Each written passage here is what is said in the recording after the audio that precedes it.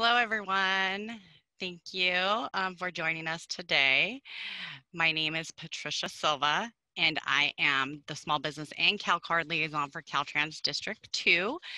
And we are located right here in Redding, Northern California. You can see on the little map, District 2 serves 7 counties: Siskiyou, Modoc, Trinity, Shasta, Lassen, um, Palumas counties. So we serve District 2 area, and we have 12 districts here in Caltrans. So let's go ahead and get started doing business with Caltrans under $10,000 using a CalCard as a payment method and fair and reasonable as a procurement method. So you may be asking yourself, well, what does that mean? So Caltrans participates in the CalCard program, which is administered by our Department of Procurement and Contracts. And this allows our CalCard holders to purchase with their Visa card under $10,000 for goods and services. And if your business accepts Visa as a payment method, then this makes doing business with Caltrans a great option. However, if your business does not accept Visa as a payment method, we are still able to do business. It would just be processed through our Department of Procurement Contracts. And once the goods and services are received, then you would be receiving a payment via check. So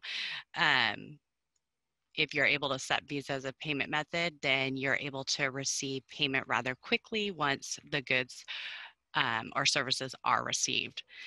So that talks about our CalCard and how that works, which is a Visa card. We just call it a CalCard.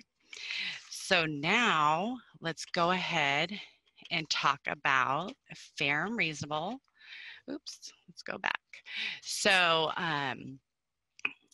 how does this work? So our CalCard holders are able to obtain and pay for goods or services under $10,000 using their Visa card.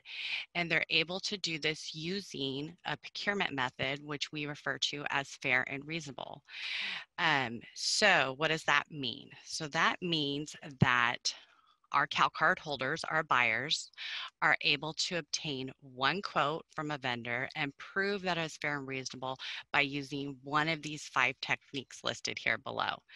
So we have price comparison, catalog market pricing, controlled pricing, historical pricing, and cost benefit analysis pricing.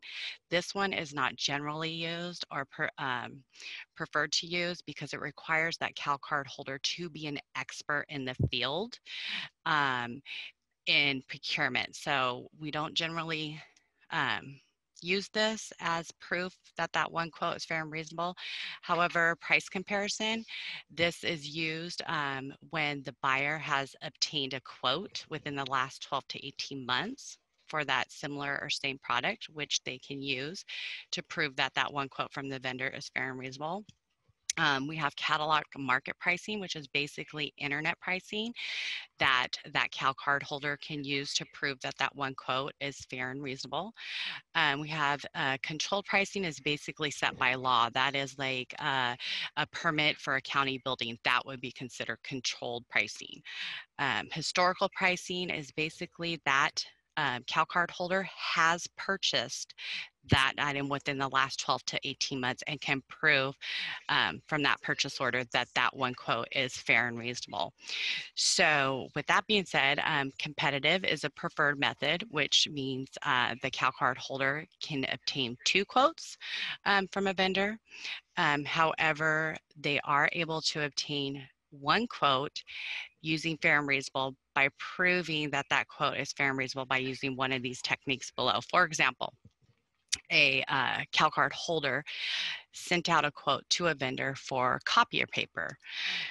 So that quote that that CalCard holder can prove is fair and reasonable because within the last 12 to 18 months, they had a quote for copier paper. So that kind of gives you an idea how that works, how the fair and reasonable works.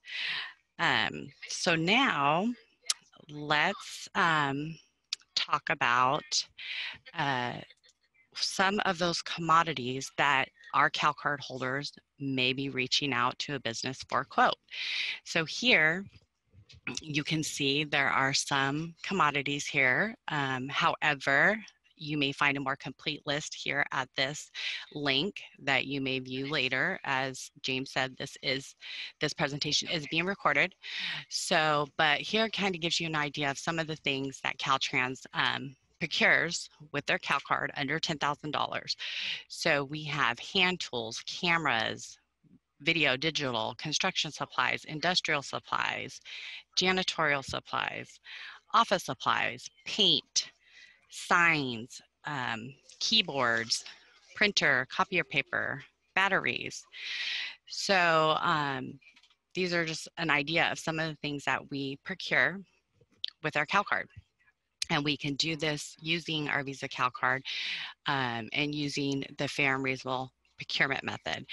So just an idea of how this kind of works is there are 12 districts within Caltrans, District 1 in Eureka, Northern California, all the way down to District 12 in Irvine, Southern California. So District 2, our district, has about 50 CalCard holders within our district that purchases for our departments.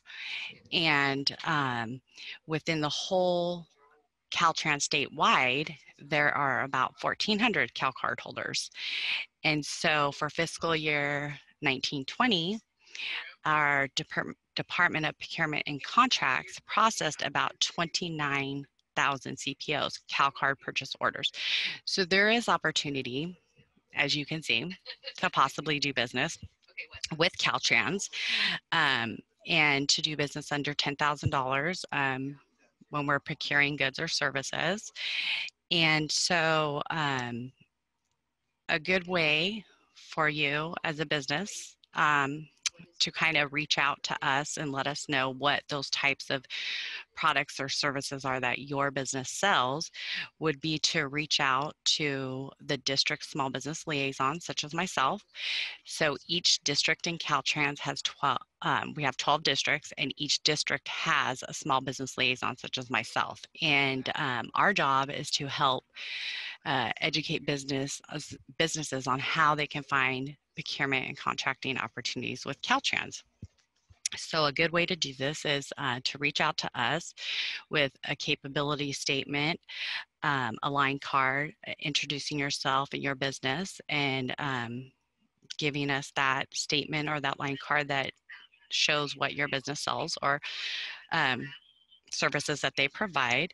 And what we can do with that is we will send that on to the CalCard holders in our districts.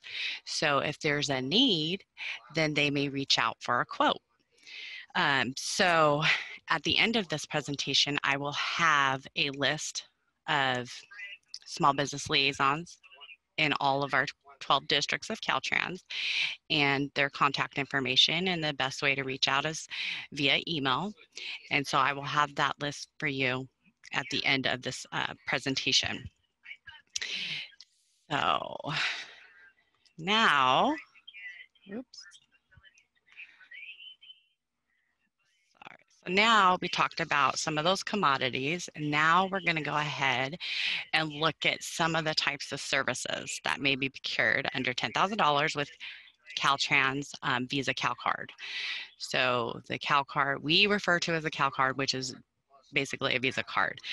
So here are some of the types of services that we may procure with our CalCard using the fair and reasonable procurement method. So as you can see, there's copier maintenance repair, gardening and landscaping, equipment rental, equipment services, maintenance services, pest control services. So these are some of the samples that we may use. For example, our copier needs repaired. So our CalCard holder can reach out to a business for a quote for a copier repair and prove that that's a fair and reasonable quote. And when the copier is repaired, then we are able to pay that business, that vendor, with our Visa CalCard. However, if the service is going to be a reoccurring service, such as a pest control service, if that service is going to be a reoccurring service throughout the year, then that would require a service agreement. So that would be processed and created by the contract manager and contractor and approved by a Department of Procurement and Contracts prior to payment being made to that vendor. So we are able to pay with our CalCard for one-time service. However, if it's going to be a reoccurring service, we are still able to pay, but there's a service agreement that would need to be put in place for that if it's a reoccurring service under $10,000 throughout the year. Okay, so now we talked about some of the commodities we can purchase with our CalCard and some of the services that we can purchase with our CalCard. Now we're going to talk about some of the prohibited purchases with our CalCard. So these are things that we are not able to purchase with our CalCard, or they need to be processed through our Department of Procurement and Contracts. So here you will see fees and surcharges. We are not able to pay fees and surcharges with our CalCard. We are not able to pay a prepayment with our CalCard. So we're not allowed to pay prior to the receipt of goods or services performed. For example, that copier that I just talked about gets repaired, and then we pay the vendor with our Visa CalCard. So we don't pay prior to the service being performed. We are not able to pay for hazardous services. We are not able to pay for a third-party vendor. For example, and this is just an example, our CalCard holder is trying to make a purchase from Amazon. Well, the actual business that is selling the item is not Amazon. It is another business. That would be considered a third-party vendor. So the business that we are doing business with, that business needs to be on our CalCard CPO purchase order. The business name needs to be the business that is charging our CalCard Visa, and the business name needs to be on the invoice. So we are not allowed to pay third-party vendors. So we are not allowed to pay, we are not allowed to purchase clothing of any kind with our Visa CalCard. So this would have to be processed through our Department of Procurement and Contracts because we are not allowed to purchase clothing of any kind with our CalCard. We are not allowed to purchase PPE equipment, so personal protective equipment. We are not allowed to purchase with our CalCard. Again, that would have to be processed through our Department of Procurement and Contracts. We are not allowed to purchase any IT item that is on a statewide contract.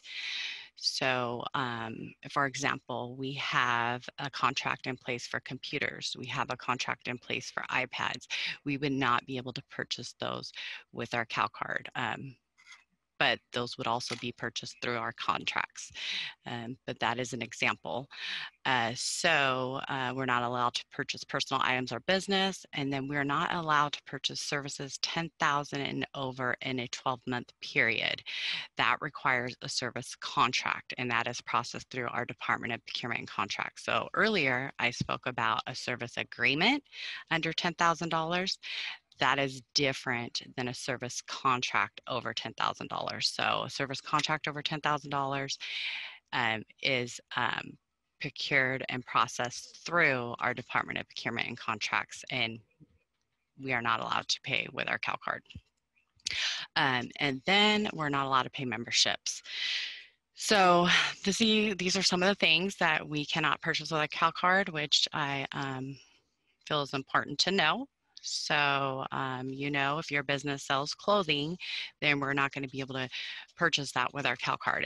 It would go through the Department of Procurement and Contracts processing method. So now, whoops. So now we're going to just talk about, there are some limitations for our CalCard holders before they may reach out to an outside vendor for a quote. So before they do that, they need to check our CalPI Catalog. This is the link right here. So CalPI stands for California Prison Authority. And if the product is available on the CalPI excuse me, catalog, then we must purchase off the catalog through CalPIA. For example, office chairs. I already know that office chairs are listed in the CalPI catalog. So therefore, if I were to receive a request for office chairs, I would know that I would need to purchase them from the CalPI catalog, from California Prison Authority Industry. However, there are some times where exemptions may be approved, and in those circumstances, then we may purchase off of the CalPI catalog. We may purchase outside of CalPIA. So that is an example. So we need to check that first, and then if we see that that request is not in the CalPI catalog, then we're going to check our mandatory contracts, our statewide mandatory contracts. For example, we have computers on a statewide mandatory contract in place. We have our iPads on a statewide mandatory contract in place. So I would know if I received a request for a computer or iPad that I would need to purchase them from our statewide mandatory contract. So, however, if the goods and services are not available through CalPI or in a mandatory contract, then that's when our purchasers are able to search for an outside vendor on CalPI, California's online marketplace for vendors who may meet their department's purchasing need. And this is the California Online Marketplace link right here. And you guys might be asking yourself, well, what is California CalPI Online Marketplace? So let's talk about that. So here is CalPI, California's online marketplace. So when you click this website, you will come to the homepage. It says, welcome to California Online Marketplace. And this is their symbols. So California Online Marketplace is the marketplace where all state agencies that are posting bids 5,000 or more is where they will post the bids. This is also the place where our CalCard holders will go to search for a business, a vendor, a small state certified small business vendor, or a state certified DVBE, disabled veteran business enterprise vendor. So this online marketplace is where businesses can register for free, and also to do business with the state, they can register for free. They can also apply for the small business certification or the DVBE certification. So once they apply and they're approved, they're certified for 2 years, and that is where our CalCard holders will be able to find a certified small business or certified disabled veteran business to do business with. If your business is eligible for these certifications, then you may want to look into getting certified. And the reason is our goals we have mandated goals to meet. Caltrans does 25% annually in giving business to a certified small business, and 5% annually giving business to a disabled veteran business. So if your business qualifies and you're eligible, you would want to look into applying on the CalPI online marketplace. It's about a 45-minute online application, so it's worth looking into. So for the small business certification, that requires 100 or fewer employees and annual gross receipts of 15 million or less over the last 3 tax years. The owners must live in California and their principal office located in California. So you might be saying to yourself, oh, I qualify for that. If so, then you may want to get into the CalPI online marketplace and look into applying for that certification. So the DVBE certification requires at least 51% owned by one or more disabled veterans, and they must reside in California.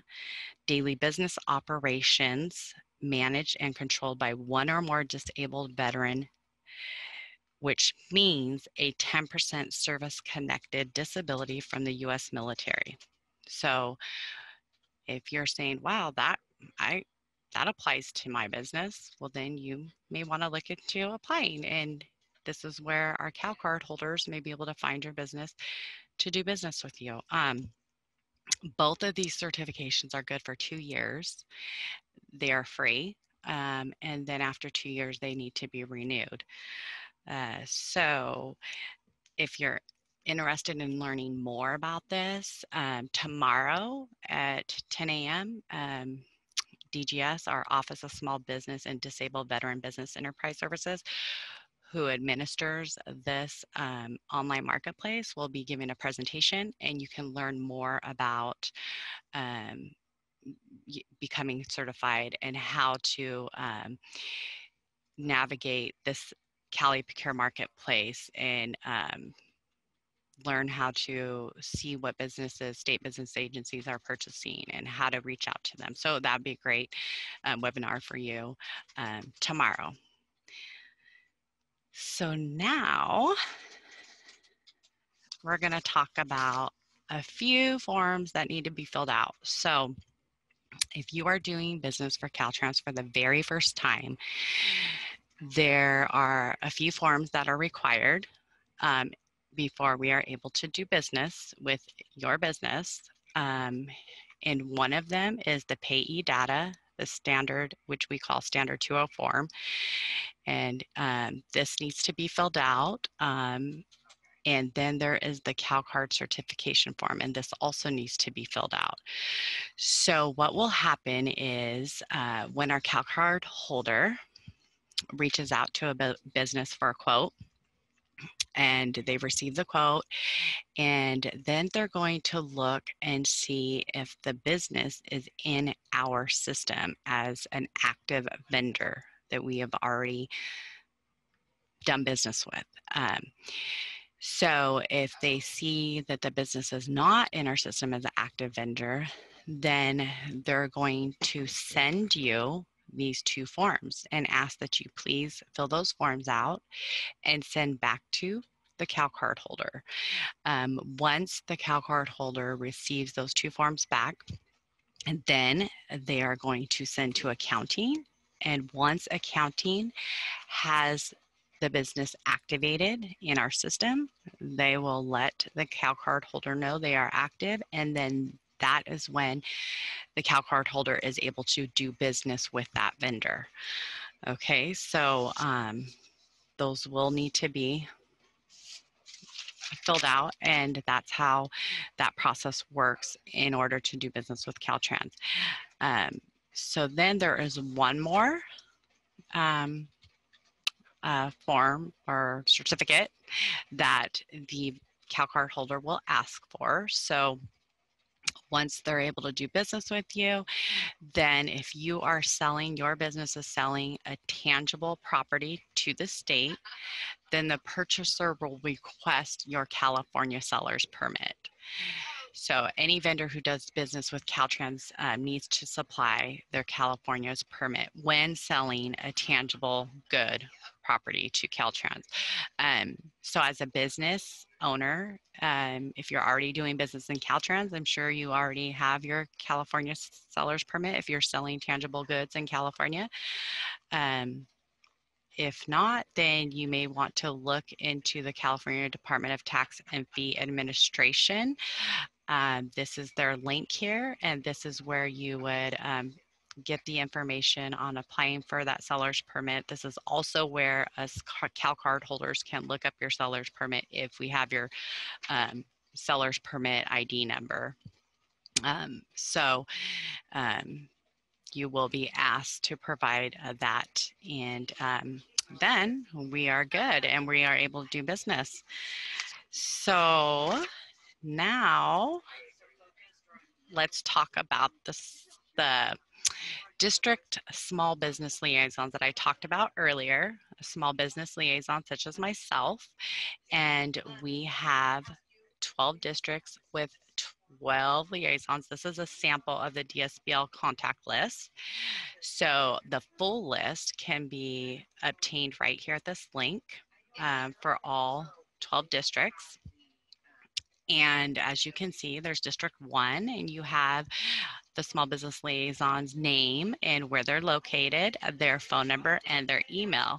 And here I am, District 2, my name, where I'm located, my phone number, and my email. So like I was talking about before earlier, this is a good way for you for your business, for you guys to reach out to us via email with a capability statement or a line card introducing your business. If you don't have a capability statement already, Google has lots of great examples of those.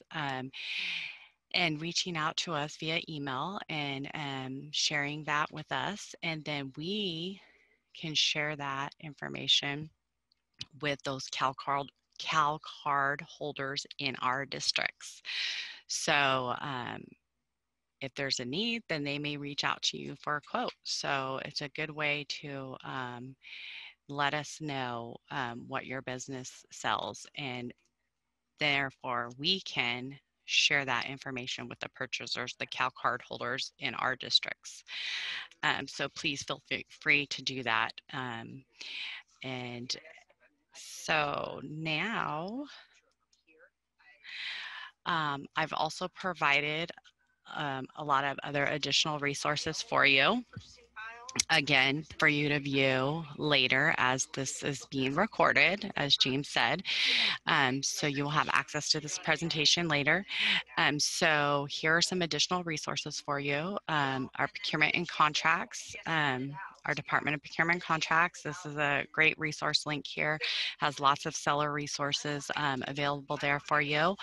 Become a certified business, which we talked about, becoming, certified as a small business or a DVBE business. Here you will get more information on that, and it will direct you to the Cali Procure website and give you also eligibility information. And so if you want more information about becoming certified, please view this link, and then also attend the webinar tomorrow at 10, where you will find lots of more information on the Cali Procure online marketplace. And then I provided a link here for a district map so you can locate a Caltrans near you and reach out to them. Again, you can reach out to a small business liaison. Then I also provided the Caltrans event calendar link. So this is a link of a calendar that has all the outreach events, free outreach events throughout all 12 districts in Caltrans. And you may view this calendar and see any other upcoming outreach events, such as this one you're viewing now. and you can attend, and it's free. So I would recommend checking out this link to see what other opportunities are out there that you may be interested in attending. And then another link here is the Caltrans Commodities link, so you can go there and get a bigger list of some of those commodities that and contracts that Caltrans procures. And then this is a Doing Business with Caltrans brochure. It's a PDF. It's a great handy dandy brochure. Lots of information about doing business with Caltrans, the CalCard program, procurement, and contracts, service contracts, some of the commodities we purchase, how that all kind of works. So this is a great PDF for you to view later.